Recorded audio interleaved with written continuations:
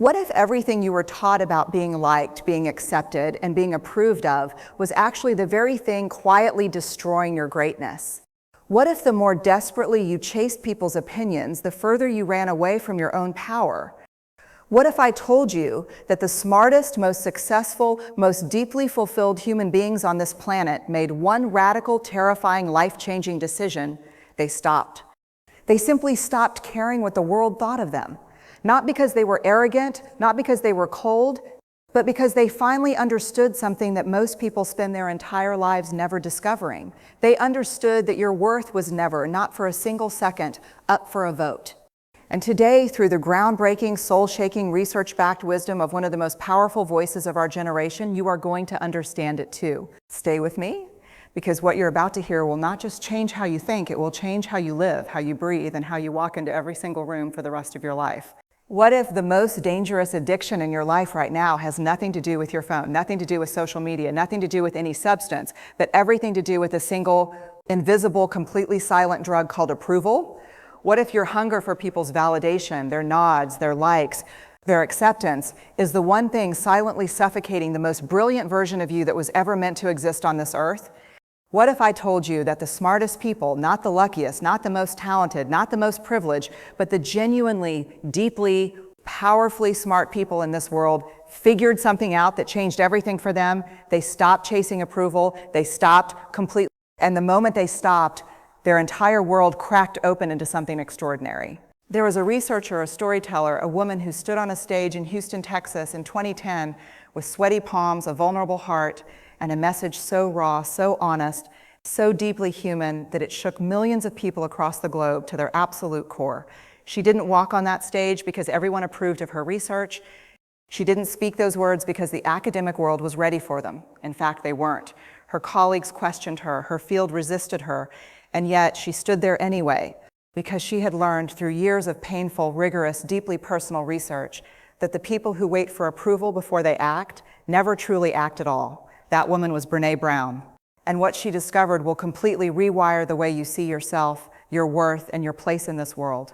Brown spent more than 2 decades studying human connection, courage, vulnerability, and shame. 2 decades. She interviewed thousands of people. She cried in her car after difficult interviews. She went through her own breakdown, what she calls her vulnerability hangover, after her first major TED Talk went viral, and the entire internet had an opinion about her, her research, her body, her voice, her words. And here is what is absolutely shocking. The very research she was presenting, the research about vulnerability and courage, was the exact thing she had to practice herself in that terrifying moment. She had to choose between shrinking under the weight of public scrutiny or standing firmly inside her own truth. And she chose truth, she chose herself. And that choice, that one radical act of not chasing approval, is what made her one of the most influential thinkers and speakers of the 21st century. Now here is something that will stop you completely in your tracks. Brown's research revealed something that almost no one talks about openly. She discovered that the people who were living the most joyful, most connected, most courageous lives, the people she called wholehearted, all shared one very specific trait. They believed they were worthy of love and belonging before anyone else confirmed it for them. Not after, not once they achieved enough, not once they looked right, said the right things, impressed the right people. Before, they carried their worthiness inside themselves like a fire that no one else's opinion could extinguish.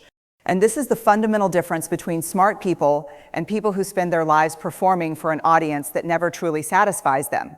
Smart people understand, deeply, viscerally understand, that no amount of external validation will ever fill an internal void. Never. Not once. Not ever.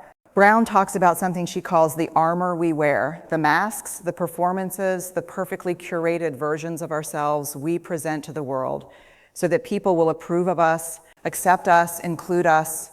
And this armor, she says, is the most exhausting thing a human being can wear, because it never fits perfectly. It always has gaps. And you spend your entire energy trying to cover those gaps instead of actually living your life. Smart people, through experience, through pain, through hard-won self-awareness, eventually take that armor off. Not because life becomes safe without it, but because they realize that the armor itself was never protecting them, it was imprisoning them.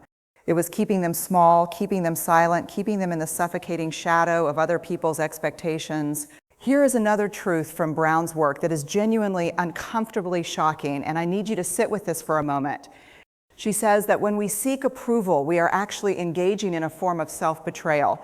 Every single time you change your opinion because someone might not like it, every time you swallow your dream because it might look strange to someone else, every time you perform a version of yourself that isn't real, you are betraying the most authentic, most powerful version of who you actually are. And over time, that betrayal accumulates, it builds. It becomes a mountain of resentment, emptiness, and quiet desperation that no amount of other people's applause can climb over. Smart people feel this mountain forming early enough to stop building it. They recognize the pattern, they see the trap, and they refuse to walk into it, even when it's decorated beautifully with the promise of love, acceptance, and belonging. Brown's research on shame is where things get truly electrifying, because shame is the engine that drives approval-seeking behavior, and most people don't even know it's running. Shame whispers, and I want you to hear this clearly, shame whispers, I am not enough. Not I did something wrong, not I made a mistake, but I as a person, as a human being, in my very existence, am not enough. And when you believe that lie, because it is a lie, you spend your entire life trying to collect enough approval, enough validation, enough proof from the outside world to silence that whisper. But here is the devastating truth that Brown uncovered. External approval never silences shame, never. Because shame doesn't live in the world's opinion of you, it lives in your relationship with yourself. And no amount of likes, applause, promotions, or compliments will ever reach deep enough to heal something that only self-compassion and courageous self-awareness can touch. Smart people have done this work. They have sat with their shame, they have looked at it, they have named it, because Brown says that naming shame strips it of its power. They have said out loud or in the quiet of their own hearts, I see you, I feel you, and I am choosing not to let you run my life anymore.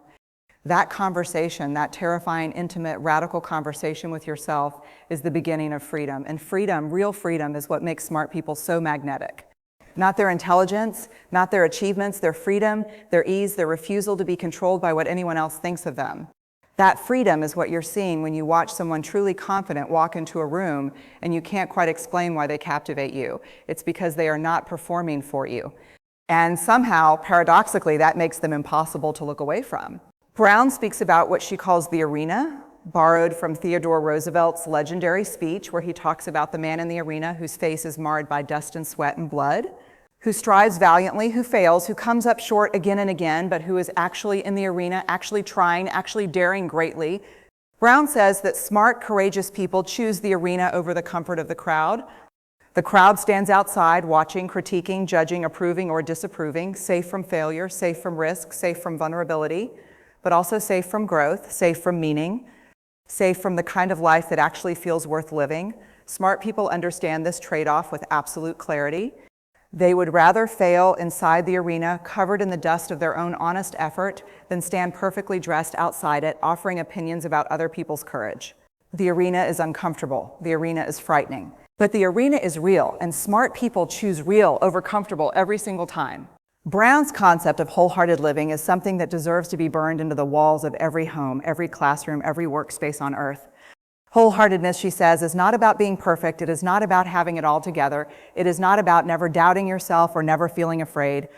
Wholeheartedness is about showing up fully, honestly, imperfectly, with a deep and unshakable belief that you are worthy of love and belonging exactly as you are right now in this moment. Not once you lose the weight, not once you get the promotion, not once people finally understand you, right now, as you are, completely, imperfectly, beautifully as you are. And when you live from that place, you simply don't need approval anymore. Not because you don't care about people, but because you finally care deeply and completely about yourself. And that care for yourself becomes the foundation from which you can genuinely, powerfully, authentically care for others. Brown also teaches something about boundaries that completely shatters the common misconception that approval seekers are the most loving, most generous, most compassionate people in the room. She says, and this is stunning, that the most compassionate people she ever studied in all her years of research were also the most boundaried people she ever encountered. The most boundaried, the ones who said no when they meant no, the ones who didn't overextend themselves to earn love, the ones who didn't perform generosity out of fear of rejection. Real compassion, Brown argues, cannot exist without boundaries. Because compassion without boundaries is not compassion, it is resentment waiting to happen. It is giving from an empty cup and then feeling bitter about being empty.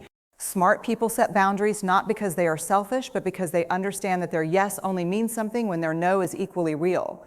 And what happens when you stop chasing approval, what actually practically, concretely happens, is something that Brown describes as both terrifying and liberating simultaneously.